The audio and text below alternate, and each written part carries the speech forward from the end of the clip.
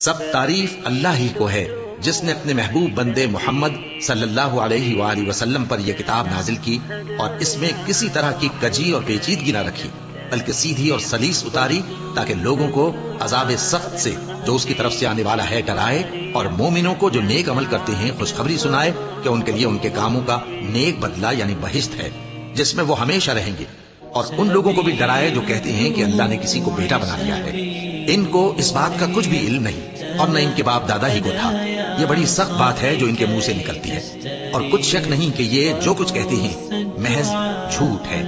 اے پیغمبر، اگر یہ اس کلام پر ایمان نہ لائیں تو شاید تم ان کے پیچھے رنج کر کر کے اپنے تئیں ہلاک کر دو گے۔